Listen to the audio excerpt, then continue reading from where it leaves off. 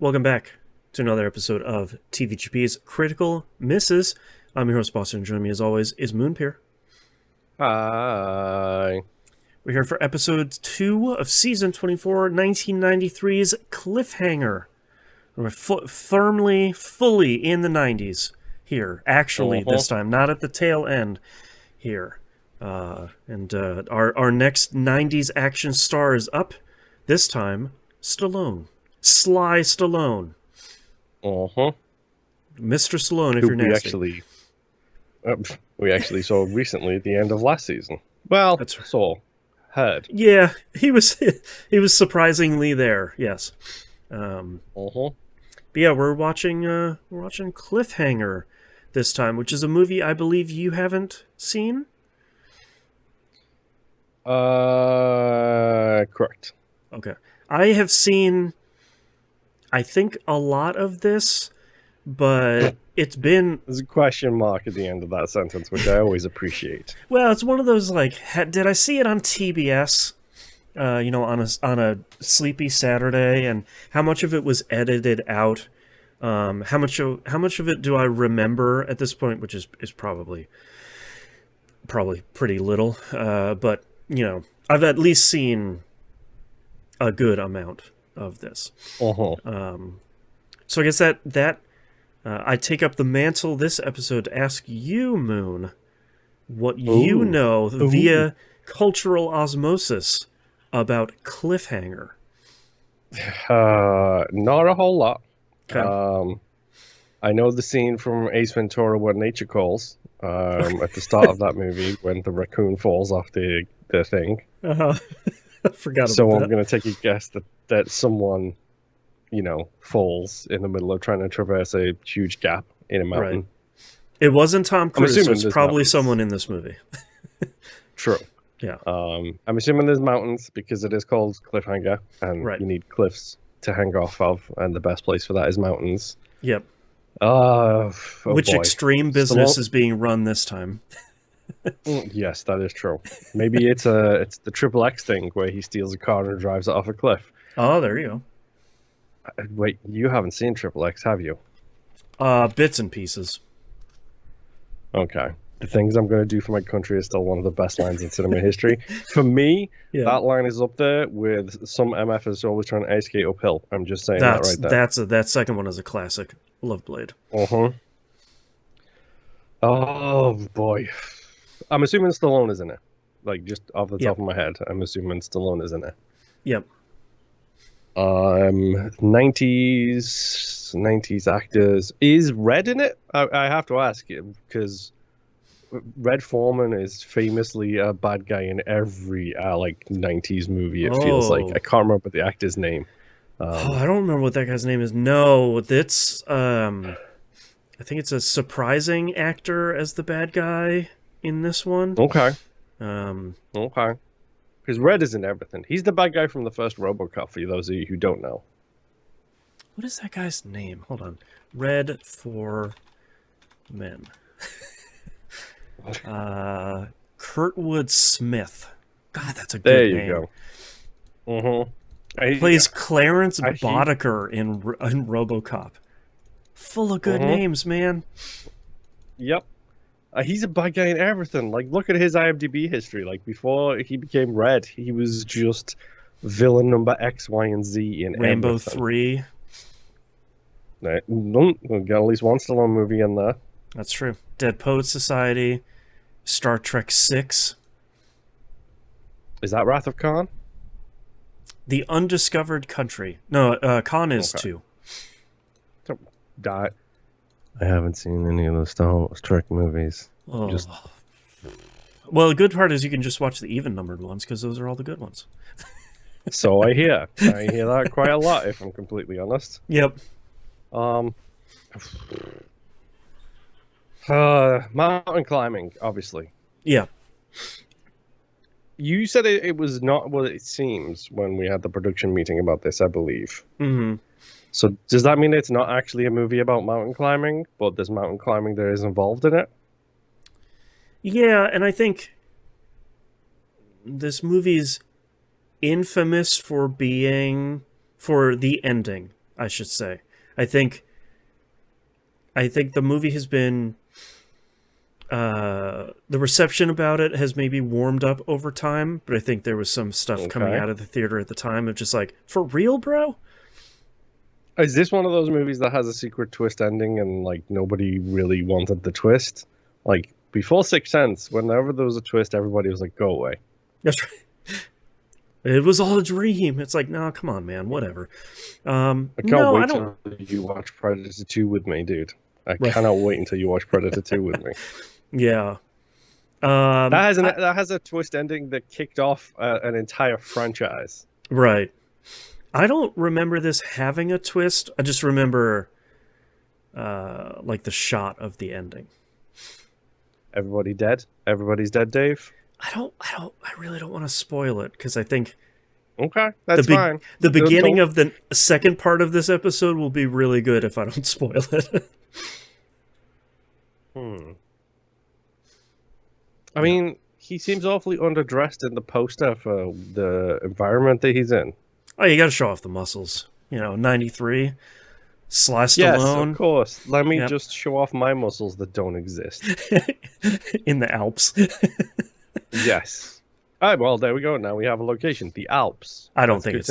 where is it? I don't even think it's... Sorry, the Colorado Rockies. I just like saying the Alps. I was going to say, if Marie comes over the crest, then you're in trouble. Right. That's right. She's flying a helicopter.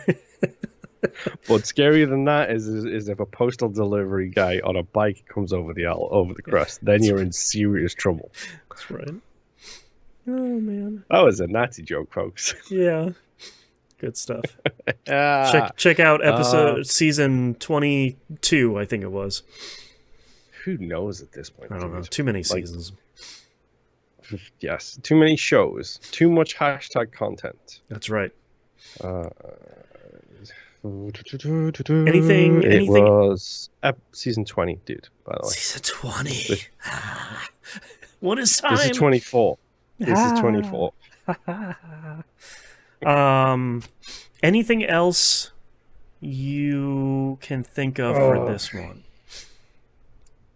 I'm assuming helicopters have to be involved at some point because it's the mountains, so therefore you need helicopters.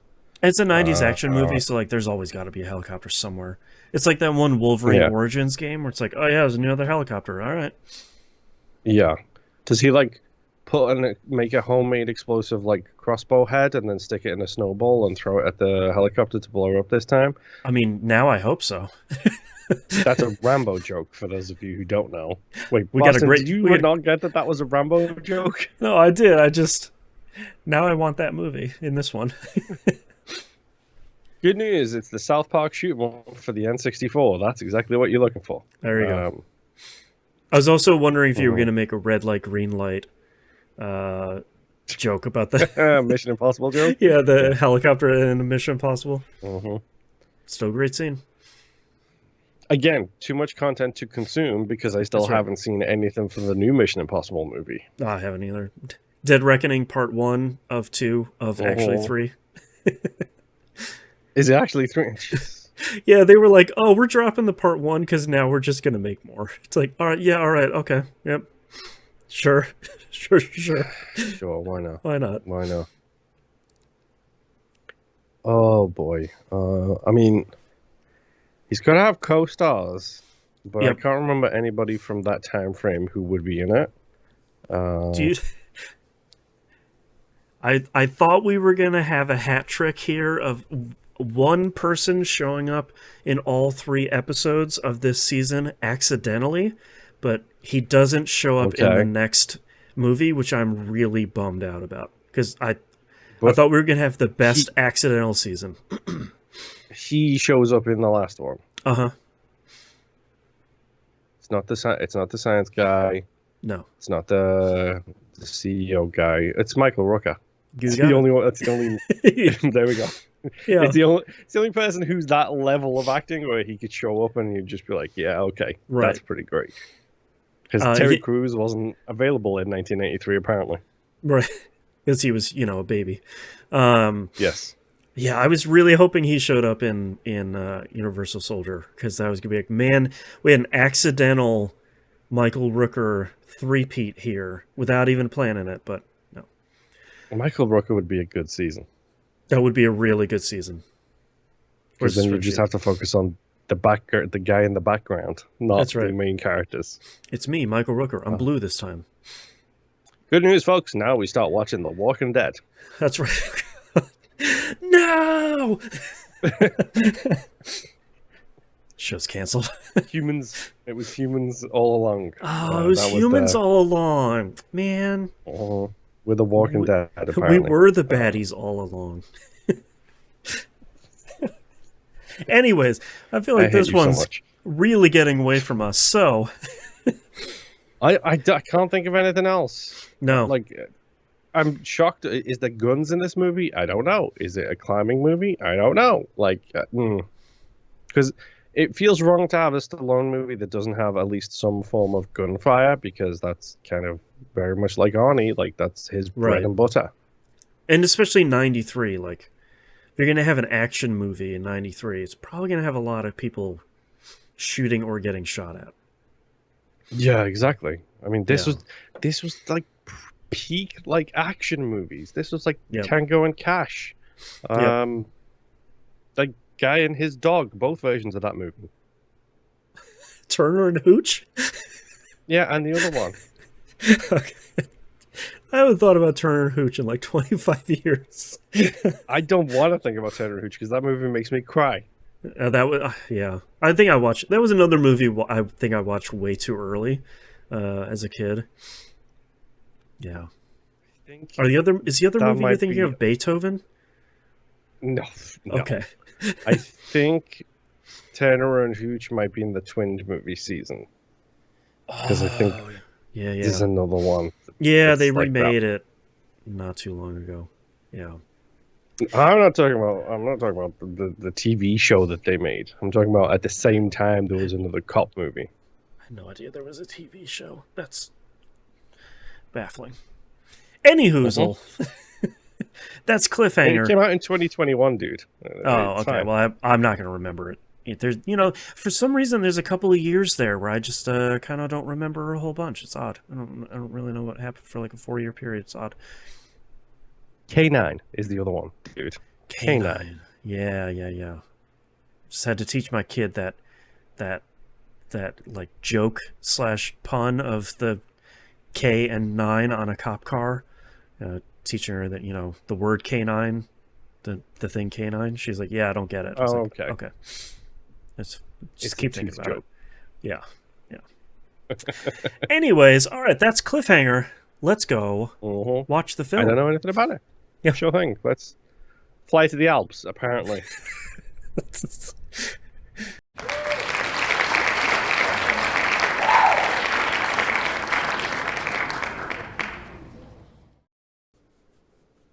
We are back.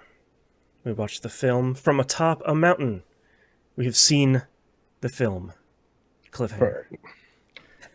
I didn't watch it on top of a mountain. I watched it on my couch. No, you could have also gone with, we watched the season finale. It was a cliffhanger. Heyo! That ties in very appropriately to Critical Misses, to Wayward Sons, which wraps up season 1 very, very soon. You can find that over at patreon.com/E191. Those ones are the numbers. Thank you. We have watched Rennie Harlin's Cliffhanger, which we forgot to mention at the top, directed by Rennie Harlin, which is kind of wild. Just, Deep Blue Sea. It has like structure. That is a great movie. So this guy specializes in average movies that have great moments, is what I'm hearing here. Yeah, I think. I mean, it depends on how you feel about Die Hard too. It's an average movie that has great moments. Yes, I agree. I think that's a good summary here for Cliffhanger, which is, boy, a movie that starts off with a banger of an intro here.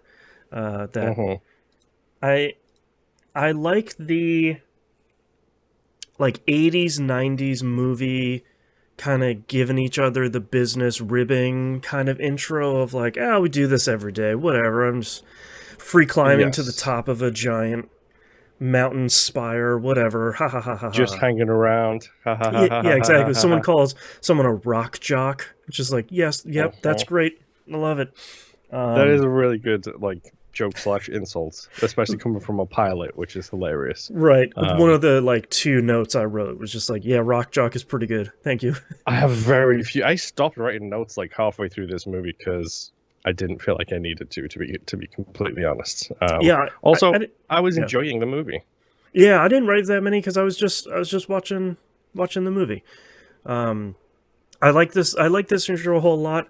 I especially really like baby Michael Rooker, who looks like he's like maybe 20 in this movie, which I feel like who's totally at fault, by the way. I mean, yeah. I was gonna say like, well, everybody's at fault. And I was like, no, you took this lady up to like the scariest. It's like the bass player in that one Metallica video. It's like you shouldn't be up there, man. That's not where you live. That's where goats live. Get back down. And you know, him also suffering from a knee injury is like, yeah, let's bring a totally unprepared person up on this giant horrific climb. No big deal. The knee injury he got from fighting in Nam, apparently, by the way. Right. It's such a good joke for the time too, because I feel like that was the joke everybody was making, which is like, it was from my time in Nam. It's like, you're 12. What are you talking about? Yeah. And so, go ahead. I know we lost the Michael Rooker trilogy. We lost the chance to rename our accidental Michael Rooker trilogy. Yes, I'm very curious if we can do a 7 Steps to Deep Blue Sea though, because directed by the guy who did Deep Blue Sea. The last movie had the friend who was in Deep Blue Sea. Who's going to trust me because I'm trustworthy line. So now we have to look out for a Deep Blue Sea connection in our next movie. All right, I'm just saying. Check in the next episode to see where it all comes together. Underwater. That's right. That's right. Yeah, and this lady totally dies in a really terrifying, horrible way that I would not wish on really literally anybody. When I talk about being afraid of heights, this is why. And I've never seen this movie, but this is why. Because there isn't much worse ways I can think of to die than falling. Falling, what the movie says is like 4,000 feet, which is too much. That's too high. No, thank you. But yeah, I think the movie handles it really well, transitioning from this kind of like jokey joke, we'll work together, whatever, no big deal, we're gonna go out for beers after this, to like, no, this is a real bad situation, everybody screaming at each other. Michael Rooker's like 15. Yes. And has hair, which I'm totally not used to. Yeah, he has hair like I have hair, where it's going but not gone yet. Which is a really good like age impression of him, because you're right, he generally doesn't have hair in most of his stuff. I cannot take this scene seriously because of the Ace Ventura 2 send up of it. It's just it's stuck in your craw of like the parody of it. It is a shot for shot remake of this exact scene, except instead of a woman, it's a raccoon. Right. Forgot about that. So, like, even like the clip splitting in half is there, then the clip like bending as it breaks. Like the whole thing is like, it's really well shot. It's really, really well acted. I think it's really well performed. All I can see is Jim Carrey's face going, no, the whole time. There's not much I remember from those two movies for sort of obvious reasons in 2023, but I do remember that. That's pretty good. I remember 2 things. I remember the cliffhanger send-up and the rhinoceros. The rhinoceros is whenever I need to like have the hardest laugh I can ever have, I watch that scene. It's so funny. Yeah. If you don't know, you should totally YouTube it. If you're listening to this and you haven't seen the Ace Ventura movies, 2 is the more acceptable of them, I would say, at this point. One has some issues. Gross transphobia. Let's put it out there. So 2 is the more acceptable, and I think 2 actually has both of those scenes. It has the cliffhanger scene and the rhino scene, both from the second one. Yeah. It's a boy. It's so good. Anyways, back to our thematically similar movie, Cliffhanger. Yes. Couple months later, everybody's super broken up about this innocent lady dying at the hands of Sylvester Stallone. It was Gravity's fault. I know, it was Gravity. I just feel like that's how his character is like, well, it was me. It's like, bro, even everybody else in the movie is just like, bro, it wasn't you. No, it was that other dude. Hal blames him. Michael Rooker blames him. And the dude who was at fault was just like, well, it wasn't me. It was him. Sylvester's, look at how big this dude is. Couldn't have you just like picked her up and just like, no, man. I did totally forget to reference my notes here because I did write very few. But when the movie opened, my first note is my grandma and your grandma sitting by the fire. Yep. Which, for those of you who don't know, go listen to the Critical Misses season about Mission Impossible. Yep. Oh man, that movie is so good. Love it. And then we get the thing that I had forgotten about in this movie, which is kind of the main thrust of the movie, which is $100 million. Yeah, in the Treasury Department. Agent Travers is bringing stuff in the sky, $100 million in the sky, to transfer them. And, 12 years, not a single note lost. That's right. It's a perfect job. How can you steal something in the sky? Let's check in 15 minutes later from now. Yes. But yeah, I like there's a lot of really good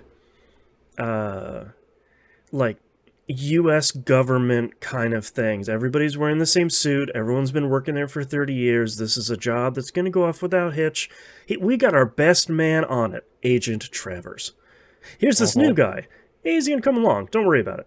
It's like, he's the FBI agent who needs a ride. Exactly.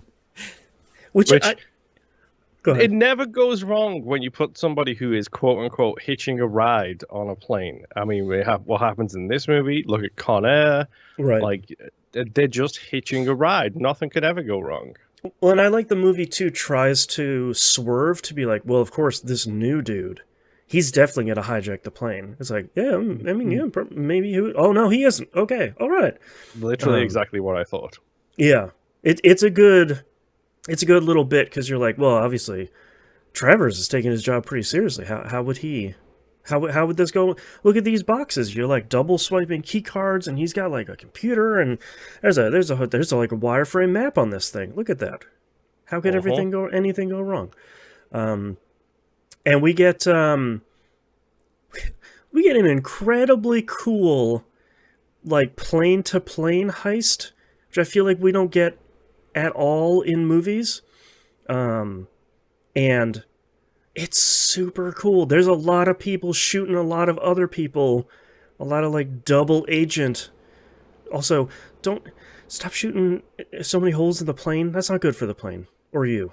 Like, just really, what gave you that idea? I don't know. Yeah, I don't. Planes like to stay up. I've heard. But I like this whole scene. I think all of this is super well done, and the kind of like double crossing from everybody, and everybody getting shot like 18 different times by 3 different guns is a good indication of how the rest of the movie is going to go. Yes, which is good.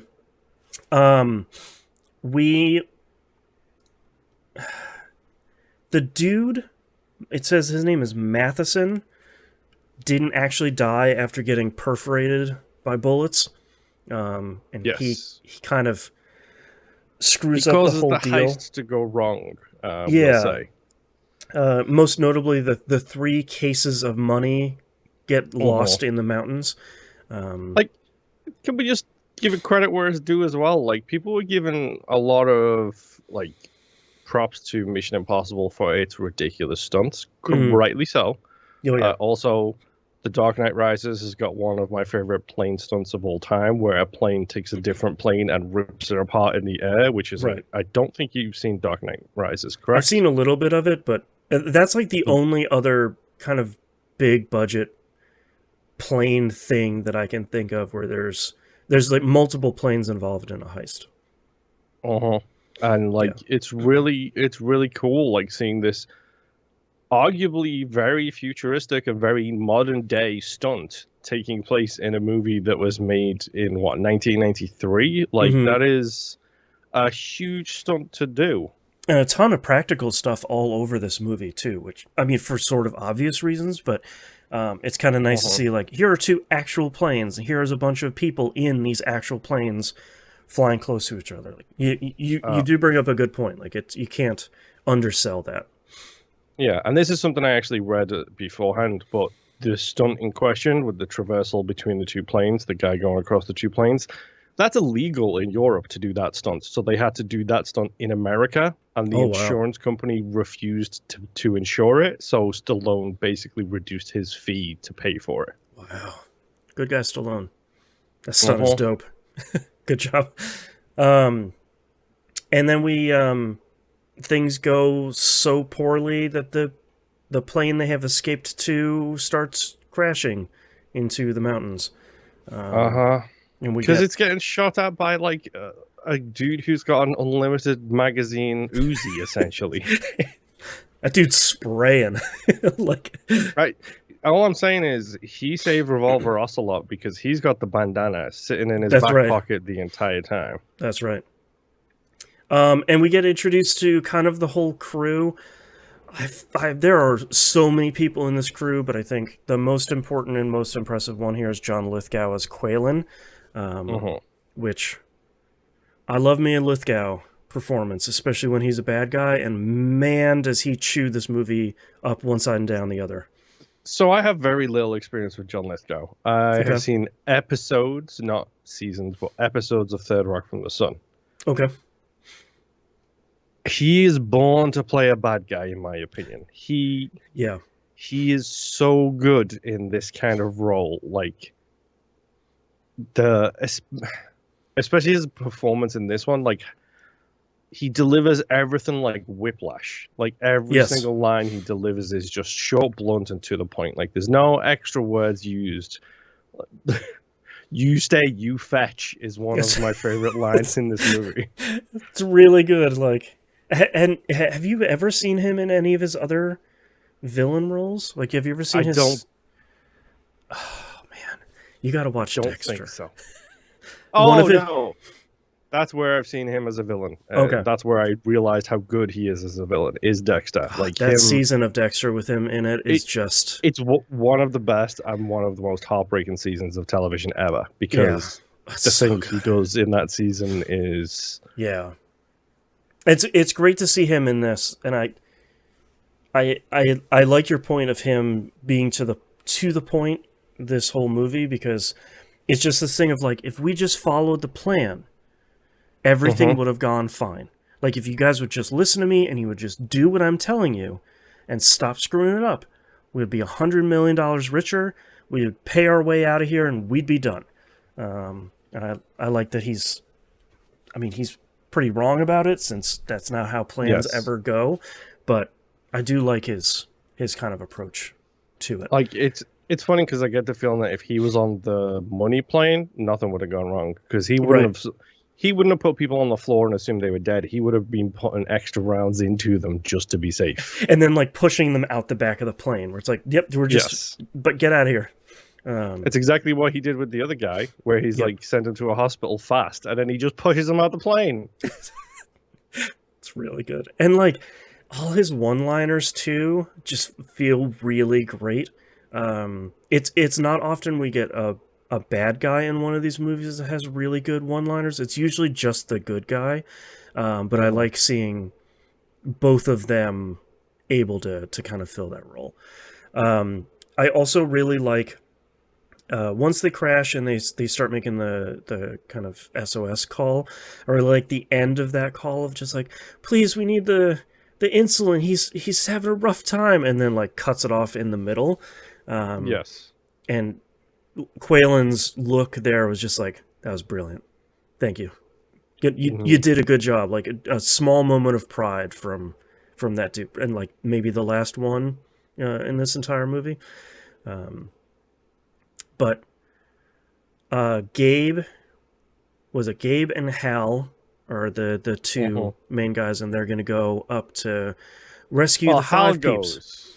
And then the lady who I don't know the name of, hold on, let me scroll back up. Yeah, Jesse persuades Gabe to take a different route to get there faster because Hal shouldn't do it on his own. Right. So then Hal climbs to the top of a mountain and sees Gabe just sitting there waiting for him. Yep.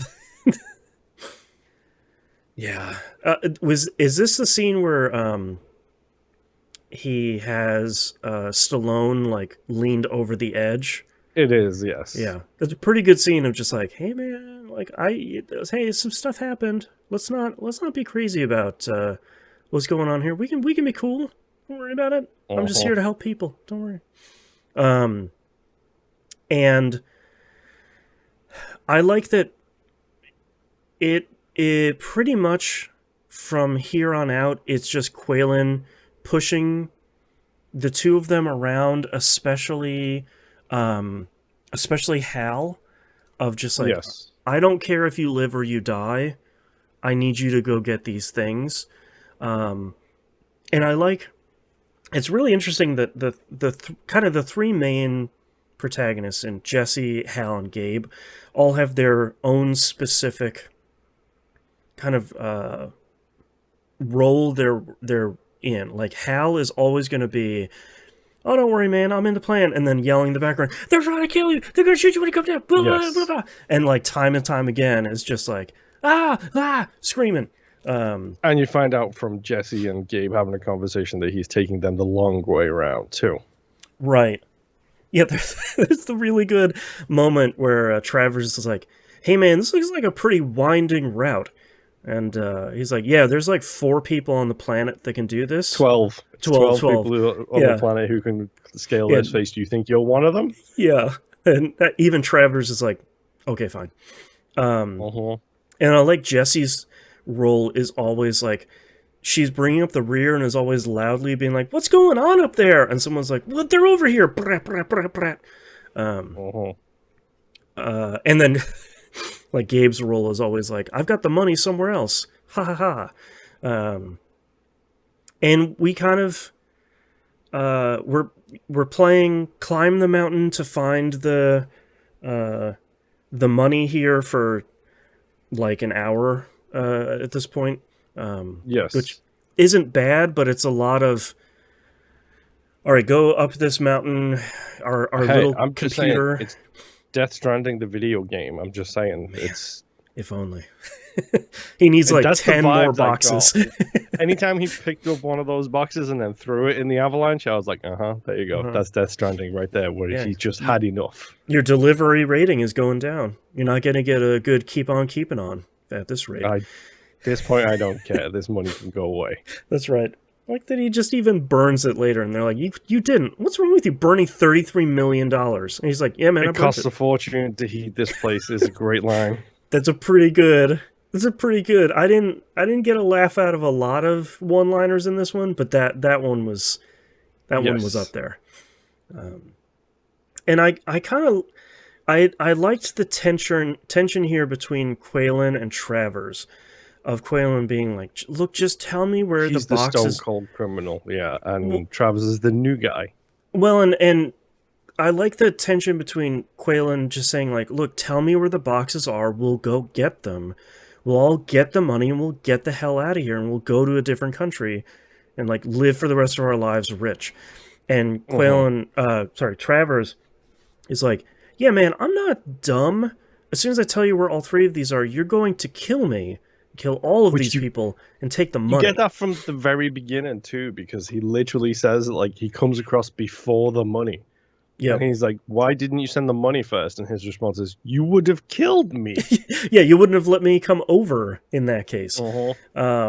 And I like that Travers is like, yeah, cool. I've got this computer here that has like 50,000 codes, and they switch every 15 minutes. So if you want to try that and kill me, like, knock yourself out, man. But I don't think it's going to work out very well for you. And a lot of this is really good, but it feels a lot like almost like a boss rush in a video game of just like, all right, you go with this dude and go find the other dude. And it's like, well, all right, the bad guy they're with knows some sort of special move, and they're not going to come back alive because they're going to die in some horrific way. Which, like, it's a 2-hour movie that books, like, it really does. It's one of I started this last night thinking, oh, I'll watch half of it tonight and then half of it today. Right.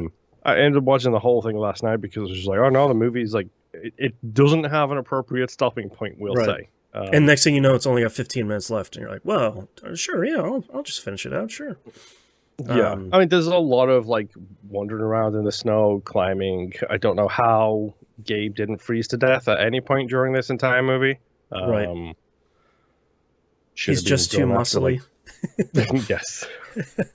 That's why when you see shots of him on his own, the steam coming off him, it's because when the snow hits him, it just evaporates. Like, that's you right. just can't help it. He's got the power of the sun in him. Yeah. It makes me want to make a Superman and a Goku joke. Thank you very much for that. That's right. Obviously, there's a lot of stuff that happens in this movie, but a lot of back and forth between like uneasy party members too. Like, I like the fact that Quaylen's squad is not copacetic. Yeah, they're not like the British guy and the black guy absolutely hate each other, for example. Yeah, it's kind of, it's interesting because I feel like if you made this movie now, it would probably be this like unbeatable team that's always working in perfect sync, and they're like a secret black ops team that went rogue, and now they're trying to take this $100 million. Nowadays it'd be like $10 billion or something. Yes. But I like that you're telling me it would be a shore operation. Maybe. But I like that they're kind of not good. Like, it makes it feel like Gabe could beat them because he knows the mountain better and he's strong, as opposed to this team of people that has a bunch of guns and they're not afraid to kill anybody, they say, even though they're like don't really work to like in real life they probably would have killed Hal like 30 minutes into this of like, all right, dude, you yelled at Gabe twice and saved his life, but yeah, I'm pushing you off this mountain. Like, Jesus. Yes and no, because they also need it. Like, people don't seem to understand how dangerous mountains can be. Like, especially like if you're just hiking them or if you're like skiing them. If you're not on like a resort, there's a reason that rescue operations like the ones portrayed in this movie exists, because people get lost really easily. Like, Wales is a fantastic, beautiful country. It has a fantastic rescue service because people will walk into like the bogs and the mires of Wales, and before you know it, you've lost your sense of direction. You don't know where you are, and you're in the middle of nowhere, and you have no way of surviving. Like, these places will kill you quick. And I think that's one of the reasons I like Lithgow's performance of Quaylen in this, is there's always that tension in him of like, God, if I could just do this myself, we would already be done. We would be gone. We would pay off whoever we need to pay off, and we'd be living the good life.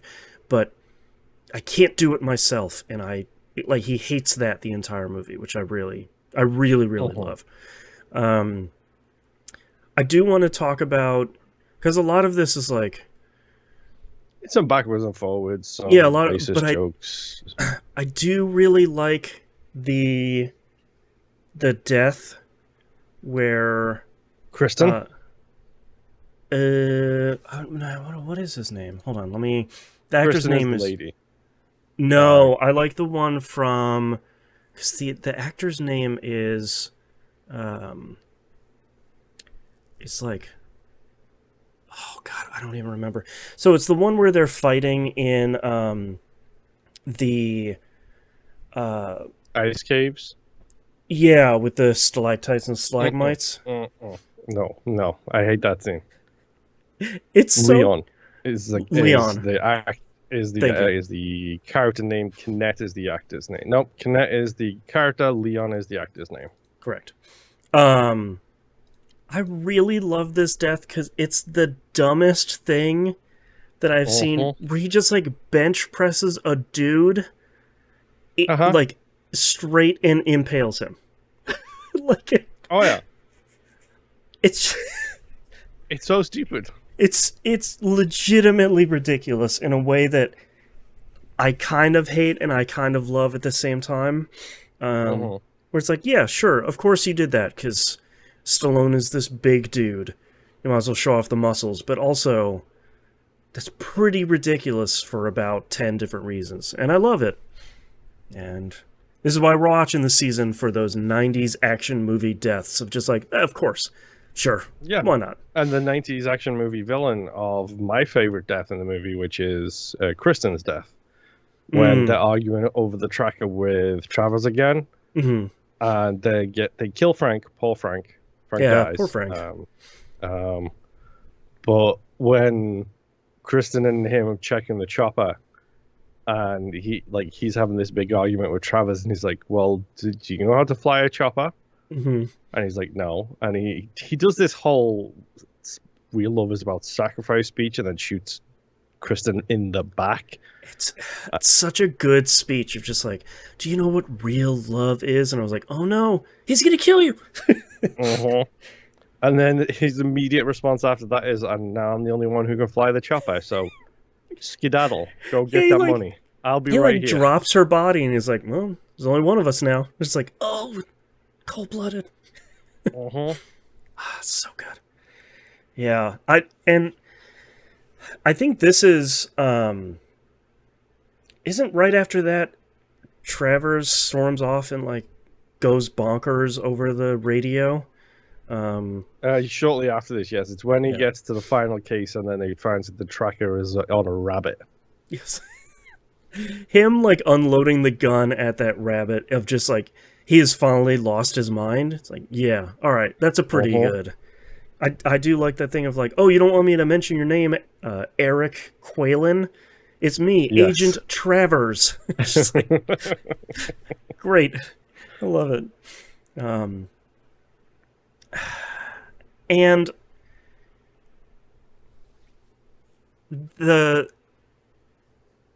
I kind of, this whole ending sequence, I wasn't really sure where they were going to go. It sucks, dude. I hate the fact that they have a fist fight on the top of a helicopter. Like, it's just the stupidest thing. I liked where it was going originally, where he like clips the hook onto the thing, and I was like, this is perfect. Like, I want to see the helicopter get ripped apart as he like tries to leave, but he just unravels this like brrr, like this thing off the side of the mountain, and I thought that was going to be cool, but then the fist fight on top of the helicopter, I'm with you, like, it sounds cool, and I think it was probably cool on paper, but I don't think that's what I want to see John Lithgow doing in that role. Like, I don't see him getting into a fist fight. Yeah, like, I think at the end of the day, he's kind of all bluster, but he's still kind of a chicken. Like, he's not going to... Yes. He doesn't want to or can't get his hands dirty. So the idea that he's fist fighting Sylvester Stallone on this helicopter is a little bit much. But we do get a really good one-liner from Stallone after the helicopter. Like, number one, it falls, and it, of course, explodes when it hits the ground, which is like, made me laugh harder, like way louder than I should have. But then I like that someone asks him like, "Oh, where's Quillen?" He's like, "Oh, you'll find him in the helicopter." It's like, no, it's Hal who says this line, because Hal's on the radio to the FBI guys. Oh, right, in the helicopter, And Hal says he's the one about 2,000 feet south of us wearing a helicopter. Yes, wearing a helicopter. That's pretty good. It is. I give him a lot of Michael props for Rooker that gets one. one-liner. That's quality. Yeah. And then the movie kind of ends the way the movie started, with the three of them kind of hanging out on top of the mountain waiting for yes, because they couldn't literally like land that helicopter and put all three of them in it. Right. Yeah. You know. Movies.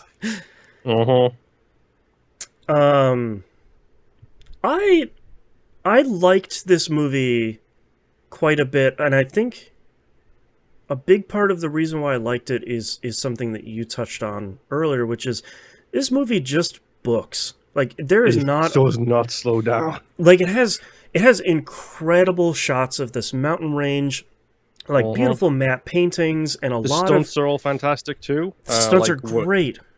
Like when you see anybody climbing a mountain, it's like, yeah, that's a dude climbing a mountain. By the way, it says I think it says at the end, dedicated to Wolfgang something or another. He is a very famous mountain climber who did a lot of the climbing stunts in this movie. He died shortly before the movie came out, and this is the stupid part, in a car crash. Of course. Gosh.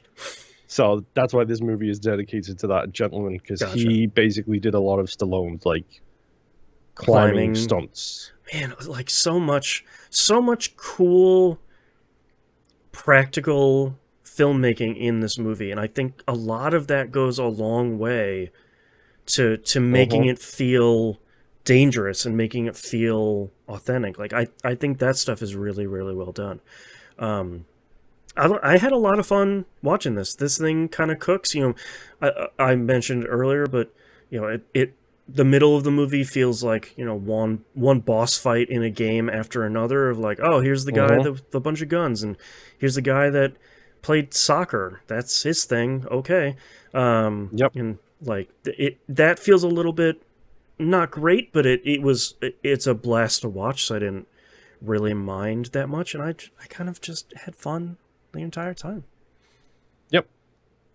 Yeah. How about you? I mean, pretty much the same. Like it's not dumb, but it is definitely like, it's not like a super thinker. Like it's not The Sixth Day trying to ask you, you know, what's real and what's not kind of thing. What's the meaning of the soul? It's like, oh man, what? Yeah. No, it's what's the meaning of $100 million that you can't even use in the country kind of thing. That's right. My apologies. That is my chicken alarm.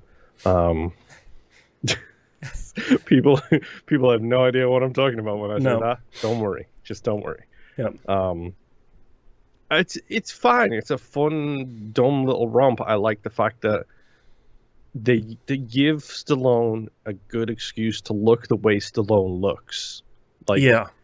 In every other movie that he's in, he's like an ex-Marine, a SEAL, bodyguard, or whatever the case may be. That explains why Stallone looks like Stallone. In Rocky, he's a boxer, so clearly, you know, a professional big dude in all these movies. Yes, and I like the fact that they give him a profession that gives him a reason to look the way he looks. Right. And also, they don't try and give him some stupid backstory of, he was a Marine. That's why he can fight all of these people. He's mostly useless throughout this entire movie. His prime advantage is he gets there first. Like that's literally his only advantage. It's true. He doesn't even fire a gun throughout the entire movie. Yeah, that's true.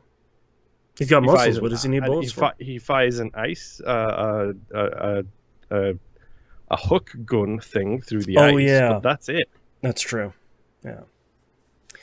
Let's talk about ratings here over on Rotten Tomatoes. 68% on the tomato meter, 52% on the audience score. Over on yeah, that's pretty low. Over on IMDb, 6.5 out of 10, and Letterboxd has this at a 3.2 out of 5. That all feels lower than I'd put this at like a healthy 7 out of 10. Like it's a good fun movie. It's a fun time. It's 2 hours that goes by quickly.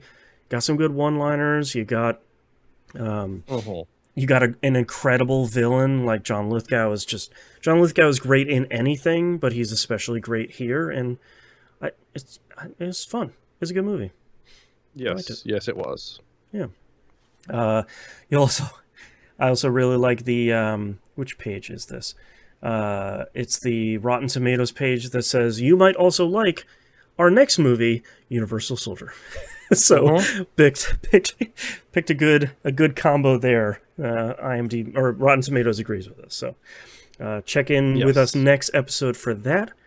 Thank you very much, everyone, for listening. We'll see you next time. Bye. Bye.